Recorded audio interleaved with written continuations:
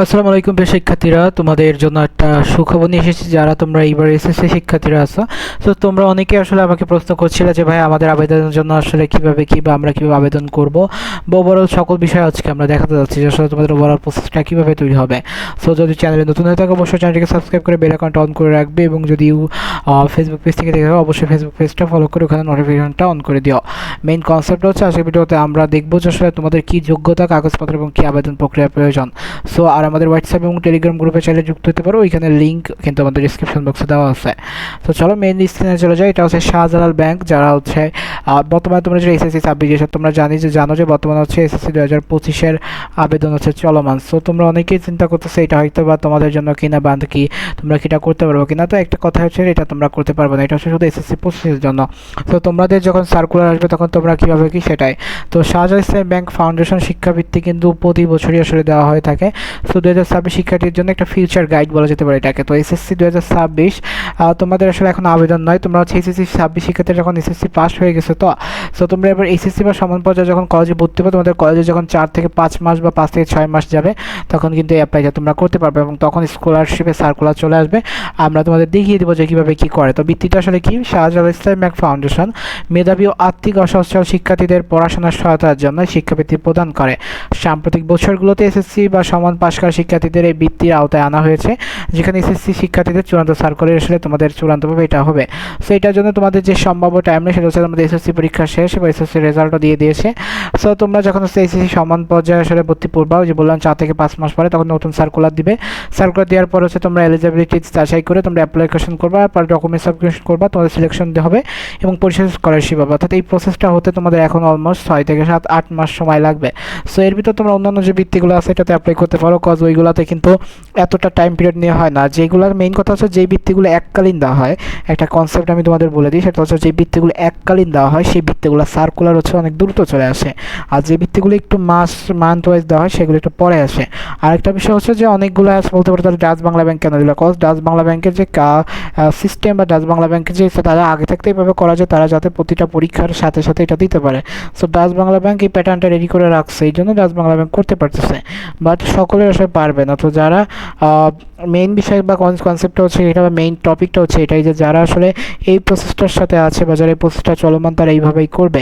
So আপনারা যারা আসলে চিন্তা করতেছেন যে এসএসসি 26, আপনারা আমার একটা ভিডিওতে হয়তো ওইটাই আমি ফার্স্টের দিকে তো মিসলিডিং হয়ে গেছে ইনফরমেশন, আপনারা অনেকে আমাকে বলেছেন যে ভাই এটা আসলে কেমন কী হলো বা কী। তো আমি আসলে এটা কখনোই আমি ওইভাবে ইনফরমেশন দিতে চাইনি, আমি চাচ্ছিলামই হচ্ছে মেইন কনসেপ্ট আপনাদের ভিতরে তুলে ধরার। বাট মেইন কনসেপ্ট হচ্ছে যে আপনাদের যেই বিষয়টা আপনাদের হয়তো বুঝতে ভুল হয়েছে বা আমার হয়তো বোঝাতে ভুল হয়েছে, সেটা আলাদা ব্যাপার। তো এখন কথা হচ্ছে আপনারা কীভাবে কি আবেদন করবেন সেটা তো বলেই দিলাম। এখন হচ্ছে কারা আবেদন করতে পারবেন, কারা আবেদন করতে পারবেন, এসএসসি বা সমান পরীক্ষায় উত্তীর্ণ হয়েছেন এবং আপনারা তখন হচ্ছে এসএসসি 26 ব্যাচে শুধু আবেদন করতে পারবেন। অর্থাৎ এটা সব থেকে বেস্ট ওয়ে, যে যেই ব্যাচের সাথে অন্য কোনো ব্যাচে আবেদন করতে পারে না, এবং এসএসসি পাশের পর এসএসসি বা সমান পর্যায়ে অধ্যয়ন হবে। অর্থাৎ অনেকে আছে কেন এসএসসি পরীক্ষার পর কতদিন পর চালু হয় সেটার মেইন কনসেপ্ট, অনেকে আছে এসএসসির পর কিন্তু পড়াশোনা করে না, তারা অনেকে আছে যে অন্যান্য সেক্টরে চলে যায়, অন্যান্য বিষয়ে বলি তারা চলে যায়, কেউ হয়তো বিদেশ চলে যায়, কেউ হয়তো বা অনেক মেয়ে আছে তার বিবাহ হয়ে যায়। এখন এটা হয়তো বা ক্রুশাল লাগতে পারে বা কথাটা কেমন লাগতে পারে। সো তারা এই জন্য একদম যে প্রথমে আবেদন করে যে টাকা পয়সা দিয়ে দেওয়ার প্রসেস শুরু করেন, এই কারণেই যখন আস্তে আস্তে আস্তে আস্তে আগাবে তখনই তারা এই বিষয়টা তারা এটা নজরে আনবে এবং তারা এই প্রসেসটা চালু করবে। আরেকটা বিষয় হচ্ছে যে নির্ধারিত জিপিএ অর্জন করতে হবে, অর্থাৎ নির্ধারিত জিপিএ না থাকলে কিন্তু আপনি এখানে বৃত্তি পাবেন না। তো নির্ধারিত জিপিএ কত কি সেটাও আপনাদের কিন্তু মাথায় রাখতে হবে। আর একটা বিষয় হচ্ছে সেটা যদি আমরা দেখি যে আমাদের আসলে মেইন যে বিষয়টা, সো এইখানে যে বিষয়টা সেটা হচ্ছে আপনাদের আরেকটা বিষয় যেটা বললাম যে আপনারা জিপিএর পাশাপাশি হচ্ছে আর্থিকভাবে অসচ্ছল পরিবারের হতে হবে, অর্থাৎ আপনাদের অবশ্যই হচ্ছে পরিবারে আর্থিক অসচ্ছল হতে হবে, কজ এগুলো সব বেসরকারি বৃত্তি। সরকারি বৃত্তি আপনি যে কেউ নিতে পারেন, কোনো সমস্যা নেই, বাট সেটা হচ্ছে মেইন কনসেপ্ট হচ্ছে যারা আসলে স্কলারশিপটা পাচ্ছেন বা যারা এটার ব্যাপারে পাচ্ছেন বা যারা এটা আছে তাদের অবশ্যই অসচ্ছল হতে হবে। আরেকটা বিষয় হচ্ছে অন্য কোনো প্রতিষ্ঠান স্কলারশিপ গ্রহণ করা না করার শর্ত থাকতে পারে, অর্থাৎ আপনি অন্য কোথাও থেকে পেয়ে থাকেন তার এটা আপনি পাবেন না। সো অনেকে বলতে পারেন যে ভাই শাহজালাল পরে অনুযায়ী, আমি একটা জিনিস আপনাদের বলি, সেটা হচ্ছে অ্যাপ্লাই আপনারা সবগুলাই করবেন। কজ আপনি চিন্তা করছেন শাহজালাল করলে আপনার হয়ে যাবে, সেটা তো না। অ্যাপ্লাই আপনি করেন, এরপর যদি আপনার এটা ফাইনাল কল আসে যখন, তখন আপনি তাদের জানিয়ে দেবেন যে আপনি অন্য থেকে পেয়েছেন। আর যদি একই সময় হয়ে থাকে তাহলে আপনি একটা থেকে গ্রহণ করবেন, আরেকটা বিষয় তাদের জানিয়ে দিবেন। এইভাবেই তো বিষয়টা হবে। এখন অনেকেই মনে করতেছে যে আমি কয়টা অ্যাপ্লাই করব, কীভাবে কী করব, এইটা আপনাদের মনে হতে পারে। বাট মেইন যে কথা হচ্ছে সেটা যে আপনার তো অ্যাপ্লাই করবেন, সেটার সাথেই তো সব কিছু আগাবে। আর জিপিএ রিকোয়ারমেন্ট বা গত বছরের নিয়ম অনুযায়ী সেটা হচ্ছে শিক্ষা প্রতিষ্ঠানের অবস্থান বুঝে হচ্ছে হয়। সো আপনার শিক্ষা প্রতিষ্ঠান বা আপনার স্কুল যদি সিটি কর্পোরেশন বা বিভাগীয় এরিয়ায় হয়, সো হলে আপনি যদি বিজ্ঞান বিভাগে থাকেন তাহলে হচ্ছে আপনার জিপিএ 5.00 হতে হবে। আর যদি আপনি মানবিক বা ব্যবসা শিক্ষা হন তাহলে 4.80 হলেই আপনি অ্যাপ্লাই করতে পারতেন। অর্থাৎ এই সামনের বছর আশা করা যায় জিপিএ রিকোয়ারমেন্ট অনুযায়ী সেটা আগাবে।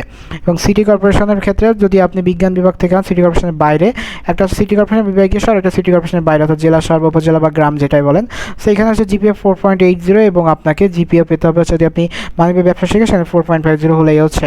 So city corporation science 5 point, city corporation humanities 4.80, outside city corporation science 4.80 এবং outside city corporation humanities and business 4.50। So নতুন জিপিএ রিকোয়ারমেন্ট পরিবর্তিত হতে পারে, সার্কুলার অনুযায়ী হচ্ছে আমরা এটা দেখব। সো সম্ভাব্য বৃত্তির পরিমাণ বা বৃত্তি কত হয়ে থাকে সেটা হচ্ছে আপনাদের বৃত্তি হচ্ছে 18 থেকে 24 মাস প্রদান করা হয়ে থাকে। সো আপনাদের মাসিক হচ্ছে 2500 টাকা দেওয়া হবে। এখন আপনাদের তাহলে মোট আমরা কত পেতে পারি? তো আপনাদের যেটা সেটা হচ্ছে কি আপনাদের এই বিষয়টা বা আপনাদের ওভারঅল যে কনসেপ্ট সেটা হচ্ছে আমরা চিন্তা করি যেহেতু আপনাদের সার্কুলারটা এখনও আসে নাই, সো আপনাদের অলমোস্ট এখানে 18 মাসের মতো লাগবে। তো 18 মাসেও কিন্তু আপনারা অলমোস্ট 45,000 টাকা পাবেন। আর এককালীন 8,000 থেকে 10,000 টাকার মতো দিবে আপনাদের বই খাতা অথবা অন্যান্য বিষয়গুলি ক্রয়ের জন্য। তো আপনারা অলমোস্ট কিন্তু 50,000 থেকে 60,000 টাকা পাবেন। সেটা কিন্তু অনেক। আবার সার্কুলার যদি আগে হয় তাহলে টাকা আগে পাবেন, বৃত্তির প্রতি বছর পরিবর্তন হতে পারে, নতুন সার্কুলার দিকে উল্লেখ করতে হবে। এখন কী কী কাগজপত্র প্রয়োজন আমাদের এটার জন্য? সো কাগজপত্রের জন্য হচ্ছে এসএসসি পরীক্ষার মার্কশিটের সত্যায়িত ফটোকপি লাগে, এসএসসি পরীক্ষার প্রবেশপত্রের ফটোকপি লাগে, অর্থাৎ এগুলো রাখতে হয়। এগুলো কী কী বলে ওয়েবসাইটে সেগুলো হচ্ছে আপনি আপলোড করবেন। এসএসসি সম্মানের রসিদ, ভর্তি রসিদের ফটোকপি, জাতীয় পরিচয়পত্র বা জন্ম নিবন্ধন, যার জন্ম নিবন্ধন অবস্থা অর্থাৎ জাতীয় পরিচয়পত্র নেই সে জন্ম নিবন্ধন দেবেন। শিক্ষক ও অভিভাবকের সাম্প্রতিক ছবি, অভিভাবকের আয় সনদ সার্টিফিকেট, মোবাইল নম্বর ও ইমেল যদি থাকে। তো কাগজপত্রের যে তারিখে এটাও পরিবর্তিত হয়, এটা আপনারা প্রতি বছর সার্কুলারটা দেখে এটা করবেন। আর আবেদনের প্রক্রিয়া হচ্ছে অনলাইন আবেদন করতে হবে, ওয়েবসাইটে নির্ধারিতভাবে লগ ইন করে, সেটা আপনাদের দেখিয়ে দিয়েছি। সঠিক তথ্য পূরণ করতে হবে, কারণ সঠিক তথ্য পূরণ না করে তারা কিন্তু আপনার তথ্যগুলো ভেরিফাই করতে পারবে না, আপনাকে কিন্তু বৃত্তি প্রদান করতে পারবে না। প্রয়োজনীয় কাগজপত্র আপলোড করতে হবে, আবেদন সাবমিট এবং আবেদনের কপি প্রিন্ট করে সংগ্রহ রাখতে হবে। আর নতুন বছর যদি কোনো নিয়ম আসে সেটাকেও একটু গুরুত্বের সাথে দেখতে হবে। কিছু গুরুত্বপূর্ণ বিষয় হচ্ছে বর্তমানে আপনাদের এসএসসি 26-এর জন্য কোনো বিজ্ঞপ্তি নেই। যে বিজ্ঞপ্তিটা আছে ওটা হচ্ছে এসএসসি বলা হতে পারে এসএসসি 25-এর জন্য। সো এসএসসি 2026 শিক্ষার্থীরা এখন তথ্য জেনে নিন। এসএসসি পাশের পর সমান পর্যায়ে আসলে এখন আপনার ভর্তি হবে, নতুন সার্কুলারের জন্য প্রকাশ হওয়া পর্যন্ত অপেক্ষা করতে হবে। ভুল তথ্য দিয়ে আবেদন করলে আবেদন বাতিল হবে। সব তথ্য নিয়মকানুন জেনে আর বিস্তারিত জানতে সঠিক প্রস্তুতি নিন এবং ভালো স্বপ্ন ইনশাআল্লাহ স্বপ্ন আপনার পূরণ হবে। সো সর্বশেষ আপডেট পেতে www.siblb.com এইখানে যোগাযোগ করতে পারেন।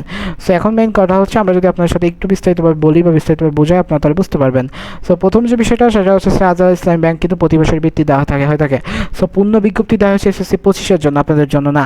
সো আপনারা যারা মনে করতেছেন এটা আপনাদের ভুল ধারণা এবং আমি হয়তো বা আপনাদের বুঝিয়ে বলতে হয়তো বা সেভাবে সক্ষম হয়নি।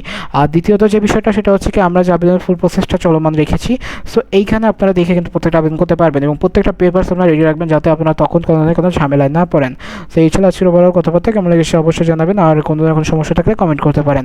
তো দেখা হচ্ছে পরবর্তী ভিডিওতে। সব সুস্থ থাকবেন, সুন্দর থাকবেন, পড়াশোনার সাথে থাকবেন। আসসালামু আলাইকুম।